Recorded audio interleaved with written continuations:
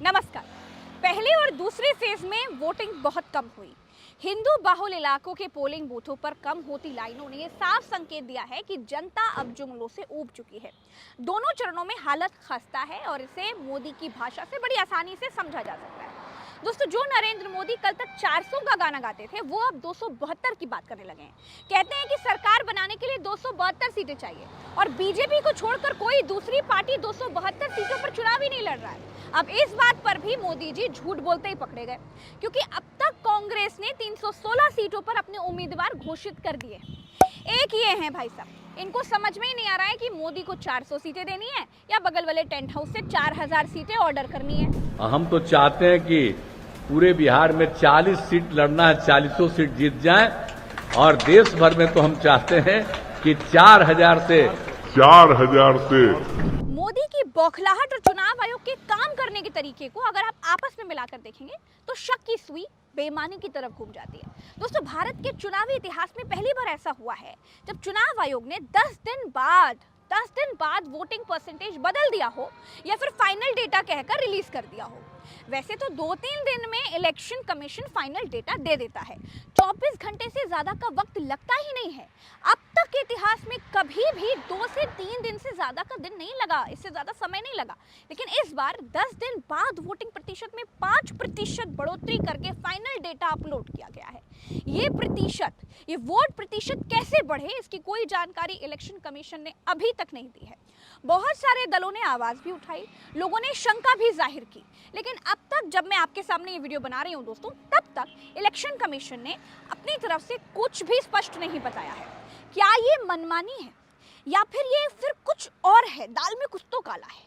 5% vote आखिर किसके बढ़ गए, किसकी तरफ के बढ़ गए? इतनी देर बाद डाटा क्यों बदल दिया गया या फिर अपलोड क्यों किया गया इतनी देर बाद? लेकिन कोई जवाब नहीं है।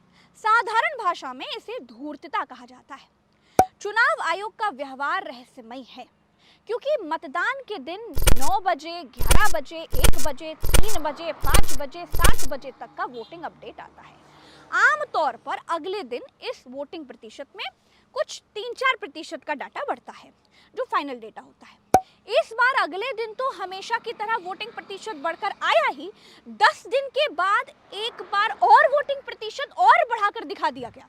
19 अप्रैल को मतदान हुआ, उसमें 11 दिन बाद 6.07% की बढ़ोतरी हो गई। 26 अप्रैल को जो वोटिंग हुई, उसमें 4 दिन के बाद 5.75% की बढ़ोतरी हो गई। अब इतने दिन बाद ये कैसे हो गया, कौन सा चमत्कार हो गया, क्यों हो गया, इसका कोई जवाब नहीं है।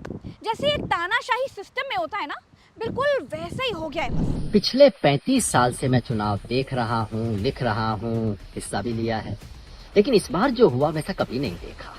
पहले चुनाव वाले दिन शाम को इलेक्शन कमीशन बताता था इतना मतदान हुआ, अगले दिन दोपहर तक उसमें हमेशा रिवीजन होता था, 2% 4% बढ़ता था। लेकिन अगले दिन ज्यादा से ज्यादा दोपहर, कभी कभार अगले दिन शाम तक 24 घंटे के अंदर इलेक्शन कमीशन आपको फाइनल आंकड़ा दे देता था। किस कॉन्स्टिट्यूएंसी में कितने वोटर ने वोट दिया, महिला पुरुष, हर सेगमेंट वाइज। इस बार 3 बदलाव हुआ। पहला, इलेक्शन कमीशन ने एक ऐप बना दिया। उस ऐप में डेटा आ रहा था, कॉन्स्टिट्यूएंसी वाइज आ रहा था, लेकिन बदलता गया। 1 दिन नहीं, 2 दिन नहीं, 3 चौथे दिन तक बदलता गया। नंबर 2, चौथे दिन के आखिर पे भी इलेक्शन कमीशन ने फाइनल आंकड़ा रिलीज नहीं किया। 11 दिन बाद 19 तारीख का आंकड़ा 30 तारीख को जाके रिलीज किया। और तीसरा, जब रिलीज भी किया तब भी ये नहीं बताया कि 12,39,256 वोट, नहीं, ये कहा 56.50%। फर्क क्या है? प्रतिशत के आंकड़ा जब लाखों की संख्या हो तो उसमें 200, 500, 1000 का हेरफेर तो आराम से हो सकता है प्रतिशत के हिसाब। चुनाव आयोग ऐसे कांड पहले भी कर चुका है। 2019 में डाले गए वोट से ज्यादा वोट ईवीएम से गिनती के दौरान निकले थे। इस बार चुनाव आयोग ने डेटा ही नहीं दिया है। किस जगह पर कितने लोगों ने वोट किया, सिर्फ प्रतिशत बताया है, वो भी 10 दिन के बाद, वो भी बढ़ाकर। दूसरी सबसे बड़ी बात गौर करने वाली यह है दोस्तों कि एक तरफ पहले 2 चरणों में बीजेपी की हालत बहुत पतली हुई, इतनी पतली हुई कि मोदी बौखला गए। कहने लगे कि कांग्रेस मंगलसूत्र छीन लेगी, अगर आपके 2 घर होंगे तो एक घर कांग्रेस छीन लेगी। यहाँ तक कि उन्होंने ये भी कह दिया कि अगर आपके पास 2 भैंसें होंगी तो एक भैंस कांग्रेस आपसे छीन करके मुसलमानों को दे देगी। पहले तो हिंदू खतरे में है, ये कहकर मुसलमानों से डराते थे। अब की बार मोदी ने हिंदुओं के लिए खतरे का लेवल थोड़ा और बढ़ा दिया है। अब हिंदुओं की भैंसों को भी नहीं छोड़ा है, उनको भी मुसलमानों से खतरा है भाई। अपनी भैंस बचानी हो, बकरी बचानी हो, मुर्गा मुर्गी बचाना हो तो मोदी को वोट दे दीजिए। साफ तौर पर यही चल रहा है। मोदी देश के हर वर्ग को डराकर वोट मांग रहे हैं। 2 चरणों ने मोदी का ये हाल कर दिया है, तीसरा और चौथा चरण भी ऐसा ही रहा तो डराने के बाद भाई धमकाने का भी राउंड शुरू हो सकता है।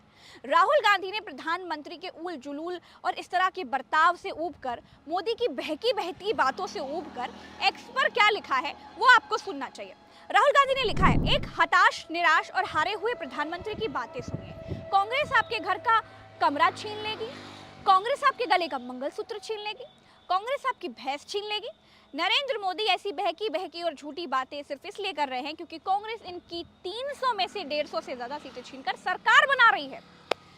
इस डर में मोदी प्रधानमंत्री की गरिमा को भूलकर झूठ की मशीन बन गए हैं। इंडिया की सरकार जनता से लेगी नहीं बल्कि उन्हें देगी, उतना ही पैसा देगी जितना मोदी ने अपने अरबपति मित्रों पर लुटाया है। हमारी सरकार अडानियों की नहीं, हिंदुस्तानियों की होगी। मंगलसूत्र और भैंस छिन जाने के डर से गलगोटिया यूनिवर्सिटी के ब्रेन वॉश्ड बच्चे कांग्रेस कार्यालय के सामने प्रदर्शन करने के लिए पहुंच गए। अब जब उनसे पूछा गया कि भैया भारत के ब्रेन वॉश्ड भविष्य, आप ये प्रदर्शन क्यों कर रहे हैं, तो गलगोटिया के बच्चे ये बता ही नहीं पाए कि वो प्रदर्शन करने के लिए आए क्यों हैं। ब्रेन वॉश्ड बच्चों को देखकर लगा कि मोदी के रोड शो और रैलियों में मोदी मोदी का नारा लगाने का ठेका ऐसे ही बच्चों को दिया जाता होगा। क्या रैलियों में भीड़ भी गलगोटिया वाले ही सप्लाई करते हैं क्या? इस बात को अब पूछा जाना चाहिए, ये देखा जाना चाहिए कि स्कूल, कॉलेज और प्राइवेट यूनिवर्सिटियों में क्या ऐसे ही ब्रेन वॉश बम बनाए जा रहे हैं।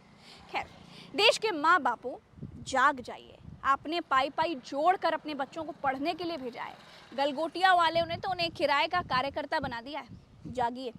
जिन नेताओं के लिए आपके बच्चों को ब्रेन वॉश करके एक फौज में बदल दिया गया है, उस पार्टी के नेताओं के बच्चे बीसीसीआई में मौज कर रहे हैं।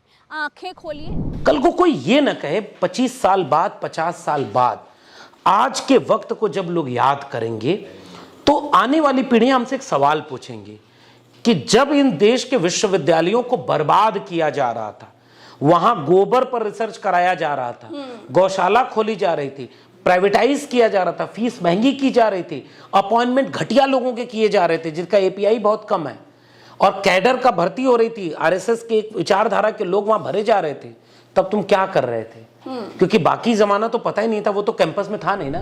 घरों में बैठे रिटायर्ड अंकलों से लेकर स्कूल कॉलेज तक, स्कूल कॉलेज से लेकर कंपनियों के एम्प्लॉयज तक, सबको पहले शिकंजा इन पर कसा गया, फिर उनको शिकंजे में लिया गया। आज की तारीख में भारत में किसी भी प्राइवेट कंपनी में काम करने वाला व्यक्ति बीजेपी की खराब नीतियों के बारे में खुलकर सोशल मीडिया साइट पर लिख ही नहीं सकता। ये एचआर पॉलिसी बना दी गई है। मोदी की तारीफ से नो प्रॉब्लम, कोई प्रॉब्लम नहीं है, लेकिन क्रिटिसिज्म से नौकरियां चली जाती हैं। चलिए चलते हैं। नमस्कार।